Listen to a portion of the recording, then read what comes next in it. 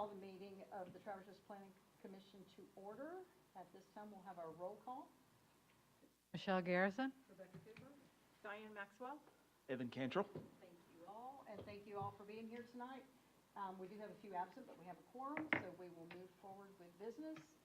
At this time, we'll open our public hearing for TR 25, I'm sorry. Approve. We're going to go back and do the minutes first. Yep. How about that?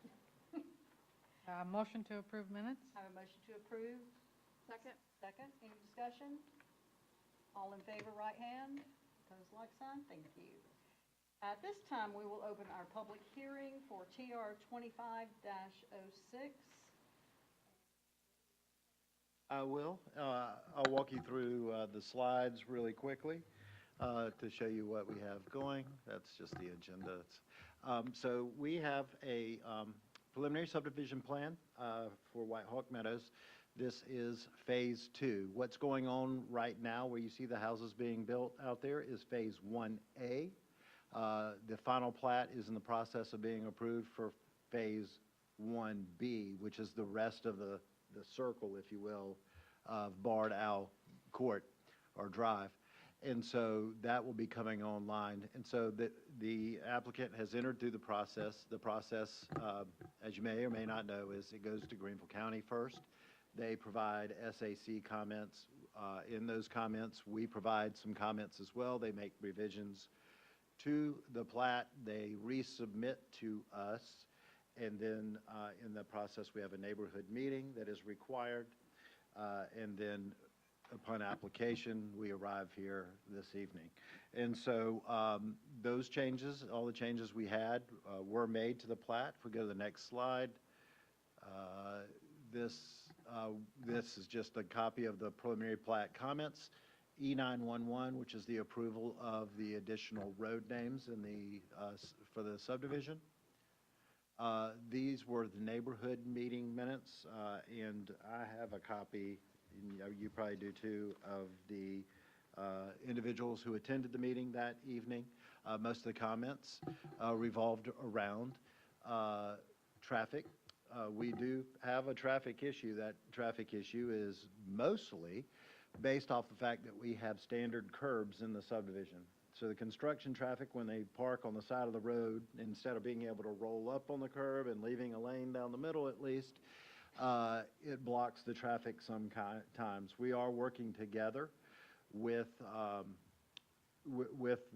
project management as it's going in. When we have those issues, fire is continually working with those guys to make sure we leave an access open. There's also traffic that existed prior to the development of phase 1, which is from the YMCA, which has been out there just pretty much before everybody else. But they have picked up in programs, and so the program usage, there is traffic that enters in there. Traffic impact study was done on the last time this was submitted. Before, it included everything. It included phase 1, 2, and a future phase 3, which is on the other side of the creek and wouldn't come out this way. That is why there was not a traffic impact study that was required as part of this. As part of that traffic impact study, there are 2 accesses right now into the neighborhood. One is School Street. If you've been down School Street, it's very skinny. However, if you've also noticed, there has been work being done there. That work that's being completed is by Greenville Water.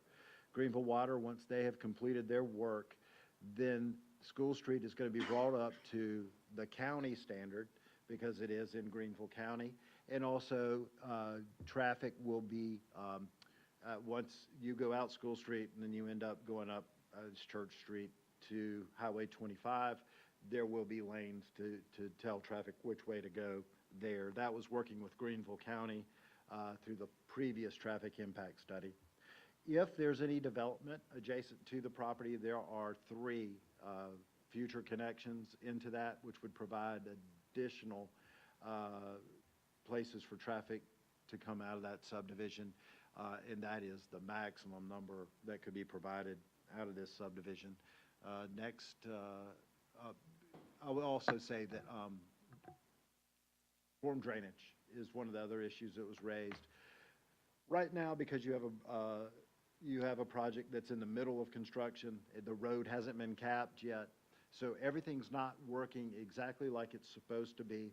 That's just the nature of a construction process. Once the final coat is put down, once the pond is closed out, everything's functioning the way it was supposed to function. So we have dealt with, and we have worked with the applicant whenever there has been drainage issues, and we were able to survive through the hurricane and several other issues. And there's, I also want to say at this point, the city right now is looking at improvements to Inspiration Way and Hog Valley right there, taking the cul-de-sac out, making it a true intersection as well.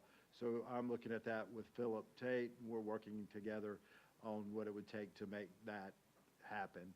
And so that should alleviate some of the drainage issues in that area as well. These were the SAC comments. This next one is a letter from Civil SD. They were asking for a variance. That variance request they were asking for is that they would be able to use rolled curbs where there were driveways on the road. I previously had asked them to look through it as a variance request. If you go past my preliminary plat comments, it wasn't in here. I have a letter that I issued back to them, and I think it might be in your packets. That is my recognition that when I looked through the zoning ordinance, there was a manner and method by which I could allow them to change the standard of the street. So I allowed them to have rolled curbs, but they can only occur on drives, on roads that have driveways. So where there are roads that have no driveways, there will be standard curb, but where there are roads that have driveways, there would be allowed to have rolled curb. That'll help with some of those future traffic concerns. Also, it's a better construction technique, and it makes it more operable to get through. We've dealt with this several times in the past few months. And then we finally get to my report. I am going to skim through my report since I just gave you a good bit of that.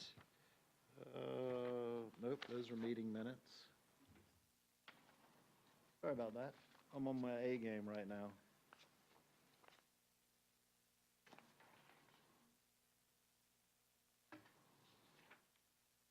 Here it is. All right.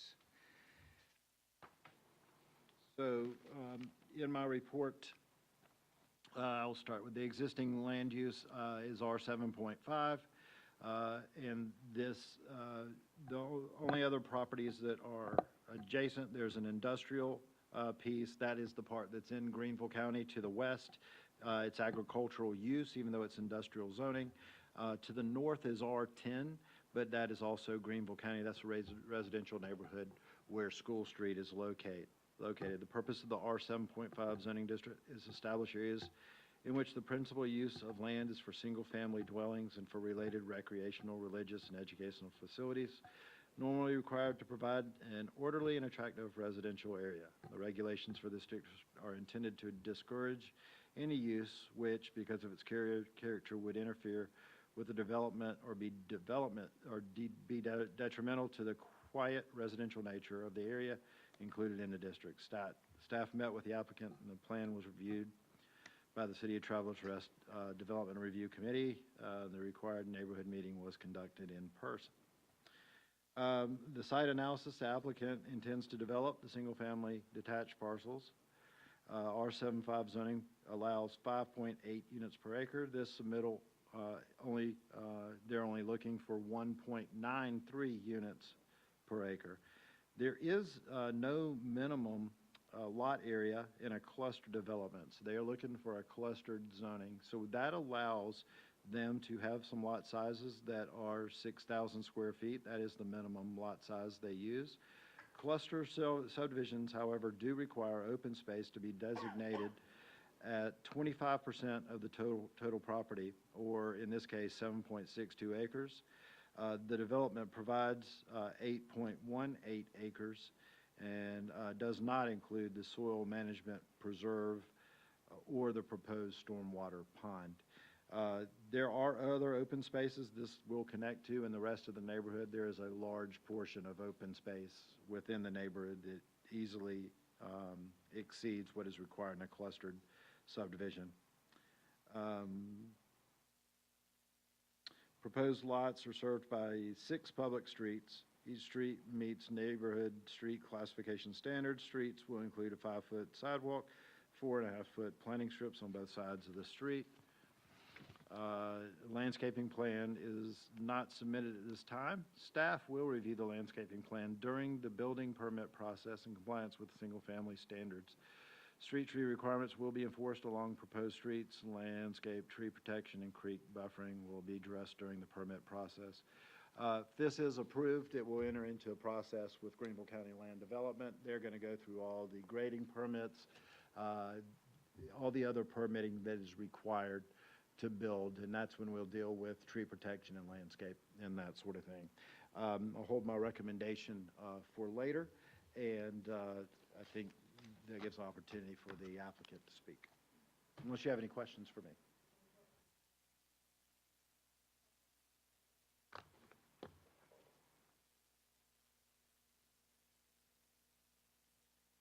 Hey, how are y'all? Anthony Anders. We've really enjoyed the first phase of this already that we did out there with the phase 1 and finishing up phases 2, and we're kind of excited going to phase 3 right here, and maybe phase 3 of 3. But it's just been a good development for us out there. I think there's some really good homes they're building out there. D.R. Horton's doing a really good job with the homes they're putting in out there. I think Jay kind of covered everything you really needed that I could add to it, to be honest with you. But we really appreciate that if this works for y'all, it's going to work for us and for the community, and move forward maybe with this next phase here. Got any questions for me? Y'all made me nervous for some reason. We had, I got nervous. You got one? we had Jonathan Nett. Okay, yeah. That to speak to. Thank you. Those were the ones we had signed in Oh, okay. for all the speaking. Good evening, Jonathan Nett, 935 Tanner Road, Greenville, South Carolina. I'm the civil engineer that's working on this project. Appreciate y'all taking time to review this. As Jay mentioned, the density proposed for this phase would be under 2 units per acre, which is almost a third of the allowable density. The open space being provided for this project is close to 60%, about 18 acres. I don't think my client's too happy with me, but I think with the topography and some existing sewer on site, that's what makes sense. And then I also want to point out, back in 2020, the original submittal included a concept plan for phases 2 and 3. In that plan, we showed 75 single-family homes for that phase, so we're just asking for 59 at this point, so we reduced it. And I just want to mention that we have sewer capacity from Metro and REWA. We have water availability from Greenville Water. And then the drainage concerns Jay mentioned, like he said, it's unfortunate we're sort of in construction, and with the final capping that's going to be installed, hopefully the next 6 months, that's going to take care of a lot of it.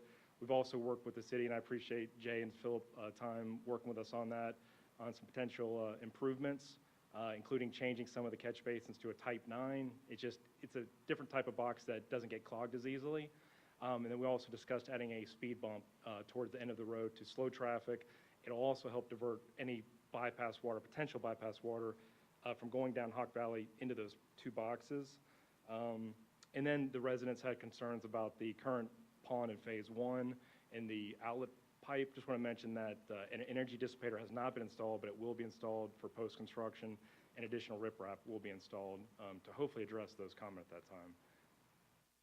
Thank you all so much. If you have any questions for me, I'm happy to try to answer them.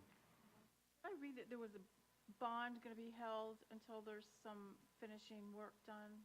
There's always a bond, and so there's always a bond on the amount of work. It involves what has to be completed with curbing. Usually includes the entirety of surfacing of the road. It includes usually about 10% or full depth asphalt repair, and Greenville County holds that for Travelers Rest. So if something happened, if economy went wild and these guys weren't able to complete, we would have the monies to finish those roads off if it became the responsibility of the City of Travelers Rest. So as each one comes online, right now, there's a bond being held on Phase 1A.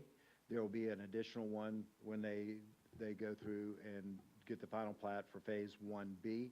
And then when this gets to the platting stage, then it'll have a bond on it as well. You'll start to see those bonds come offline. They usually don't go from full amount to zero overnight. They'll usually diminish like in Phase 1A as things are put in place. But pretty much that would just be, That's the Phase 1 will just be any curb replacements, any pond maintenance. pond maintenance, and that, putting in that structure as well. So Phase 1A and B are almost done, or? Phase I 1B really, is you might know almost better than I, platted. as far as Phase 1A, I think is pretty close. D.R. Horton's moving pretty close, pretty quick on that. And then 1B, the plat should be approved, so you all are aware, probably next week. And that will also move pretty quickly. And that Phase 1B, just drainage-wise, is what I'm thinking about. It goes to the other side of the site, away from Hawk Valley Drive. So again, hopefully that won't impact anyone on Hawk Valley Drive. And then this phase will start when? Is Phase 2? Uh-huh. Well, if you all approve tonight, then the next step would be go through Greenville County Land. So I'm probably 2 months away from being able to submit, so the review cycle will be 3 months, so about 5 months away from a grading permit. And then completion, all lots sold. I mean, you don't have a crystal ball. Probably, but- I don't know if you could get it done by spring next year, probably, no. So By maybe summer. Okay. One other question, did I read that the city is taking care, maintaining water, responsible for the stormwater drainage system, or what is city's responsible for some portion of that? No, the only storm drain that we'll be responsible for is any storm drain that falls within the streets. The pond is actually. Pond management. Pond management is a responsibility of the HOA. And if there's ever a violation, they're not doing their jobs, then Greenville County will follow up with them and have them maintain the ponds. We've gotten to a point where most HOAs have a management company, and most of the management companies are or should be aware of once or twice a year they're having to cut back, but that's what it equates to, is cutting everything back and making sure. They will not achieve clean out or close out until they have cleaned the pond out of all the silts, in addition that right now might reduce the amount of water in the pond.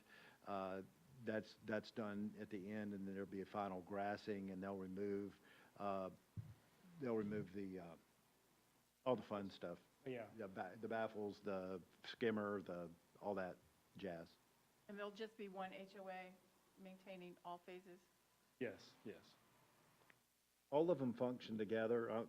Speaking out of turn a little bit, but Great. there's one neighborhood pool facility that will be in there. That will be all of the neighborhood, all the phases will go together into that and take care and maintain that as well.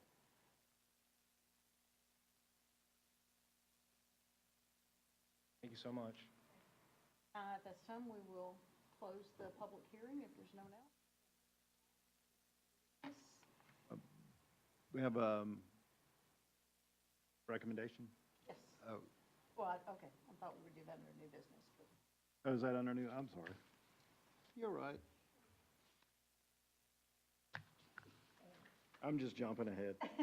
okay. At this time, I will entertain a motion for approval for Anthony Anders, White Oak Meadows LLC. Request approval of a preliminary plat for White Oak Meadows Phase 2. Property is located on Brown Thrasher Road, Travelers Rest. The tax map number is 0506010001.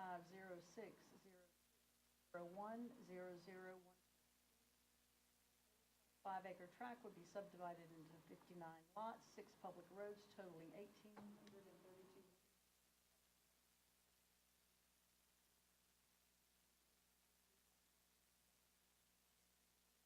Motion to approve TR 25-06 with conditions. Discussion? All in favor, right hand. I would like to, because I've known the Hawkins family for a very, very long time, thank Randy and his family for being supportive of Travel Trust, for being supportive of our YMCA. That was a great partnership that allowed us to have our YMCA where it's at. I do have fond memories of a really nice big show on that property that we're talking about several years ago when Randy brought his buddies and crews to town to do a demo for us, so shame we can't do that. There you go. Thank you all for being here. At this time, I would entertain a motion to adjourn. Second, Second. we're adjourned.